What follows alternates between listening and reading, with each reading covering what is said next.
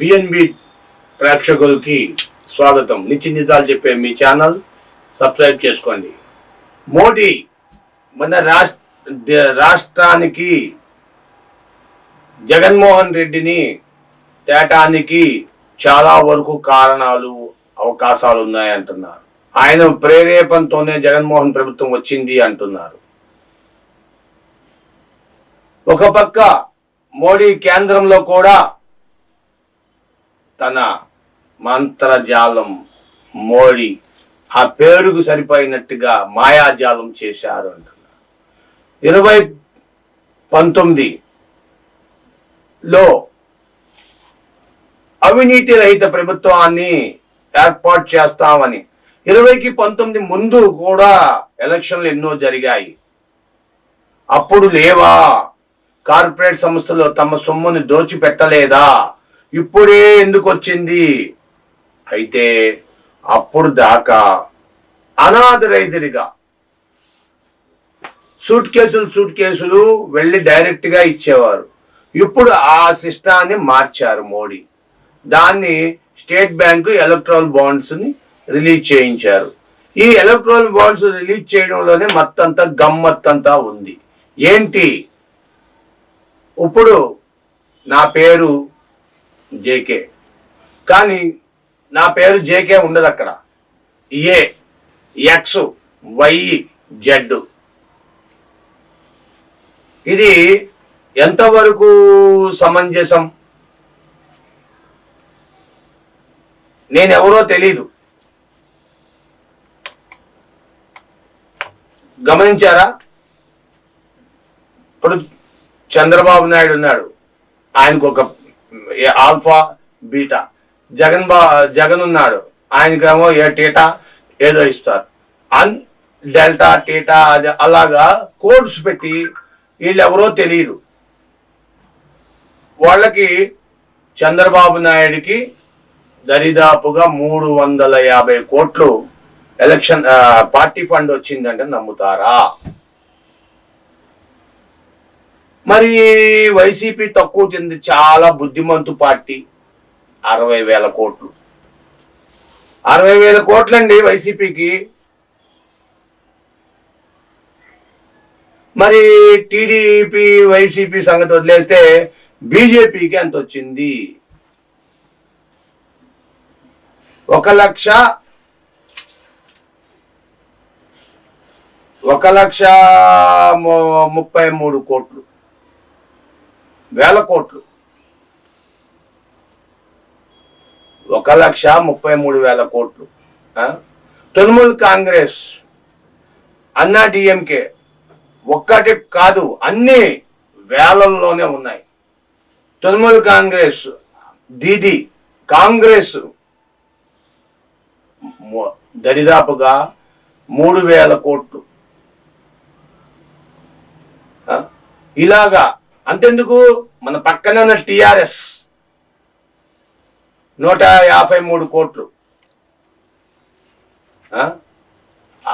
అలా చూసుకుంటే అయితే దక్షిణాది ప్రాంతంలో ఎక్కువ ఫండ్ వసూలు చేసింది ఎవర్రా అంటే వైఎస్ఆర్సిపి.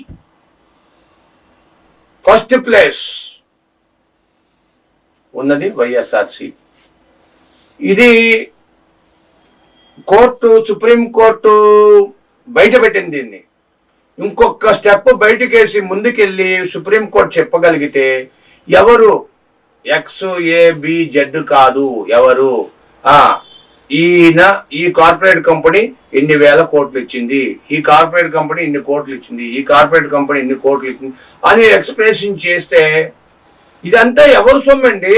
మీ దగ్గర రేట్లు పెంచేసి రూపాయి వస్తువుని 10 రూపాయలు చేసేసి, పావలా వస్తువుని రూపాయి చేసేసి మీ దగ్గర దోచుకొని తీసుకెళ్లి కేంద్రానికి పార్టీలకి సమర్పిస్తున్నారు. తక్కువ రేటులో పారదర్శకంగా తక్కువ రేట్లో నీకు ఇవ్వాలి. పార్టీలకు ఎందుకు ఇవ్వాలి ఫండ్?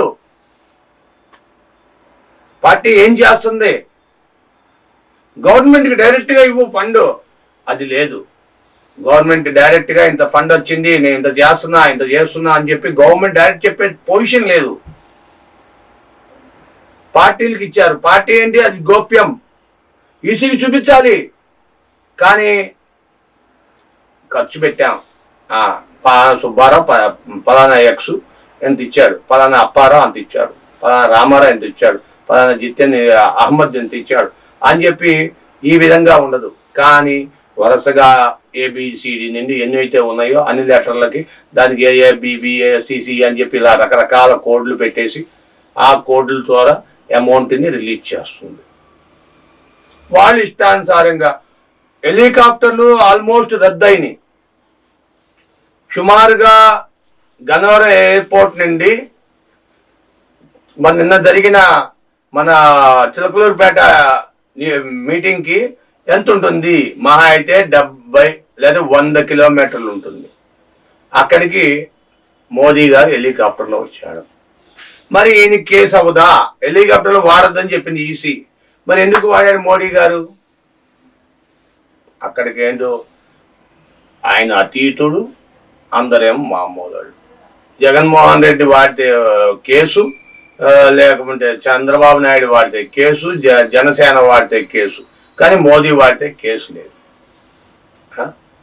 సరే, ఇదంతా బాగానే ఉంది. ఈ బాండ్ల గురించి మనకు రేట్లు పెరగడానికి కారణం ఈ బాండ్లే. మీరు గమనించండి. నల్లధనాన్ని చేస్తా అన్నారు, మోదీ మాత్రం నల్లధనాన్ని ఏం తేలా బయటికి, నల్లధనాన్ని ఇంకా పెంచుతున్నాడు. నల్లధనం బయటికి రాకుండా ఉండడం కోసం 1000 కోట్లు తీసుకొచ్చి అప్పు చెప్తున్నారు. వాళ్ళ లెక్కలు దొంగ లెక్కలు చూపించి, దొంగ పద్దులు చూపించి, ఆ పద్దులు చూపించడం కోసం అసలు నిర్మూలన ఇవ్వడానికి వీల్లేదని ఆపాలి కదా. నువ్వు నల్లధనం నేను తీసుకోనన్నప్పుడు, నల్లధనాన్ని నిర్మూలన చేయాలనుకున్నప్పుడు నువ్వెందుకు చేయలే? అది ఎవరు అడగే లేరు, ప్రశ్నించరు ఎవరు. ప్రశ్నిస్తే వాళ్ళకి ఏదో ఒక శిక్ష. ఒకానొక సమయంలో మోదీ గారు ప్రకటించాడు, నా ఫోటో వేసి ఏది పడితే అది రాస్తే ఊరుకోను, వాళ్ళని శిక్షిస్తా అని పత్రికా స్వేచ్ఛను కూడా హరిస్తామని చెప్పి బెదిరించారు. కొన్ని రోజులకే జగన్మోహన్ రెడ్డి కూడా అదే మాటని ప్రకటించారు. మీరు నా ఫోటో వేసి ఇష్టం వచ్చినట్టు రాస్తే నేను దానిపైన చర్యలు తీసుకుంటా, మీరు దానికి బద్దులవుతారు, కేసులు పెట్టాల్సి వస్తుంది మీ పైన అని బెదిరించారు. అందుకనే ఈవేళ జగన్మోహన్ రెడ్డికి సానుకూల భజన జరుగుతుంది, సానుకూల మేళ. అందరూ సానుకూలంగా, ఆయనకి సానుకూలంగా చాలా మంది మీడియాలో, ఎలక్ట్రానిక్ మీడియాలో కానీ లేకపోతే మన యూట్యూబ్ ఛానల్లో కానీ ఆయనకి సానుకూలంగా చెప్తున్నారు. కాదంటారా? Thank you for watching our channel. దయచేసి మీ విలువైన అభిప్రాయాన్ని కామెంట్ రూపంలో తెలియజేయండి, షేర్ చేయండి, లైక్ చేయండి. Thank you.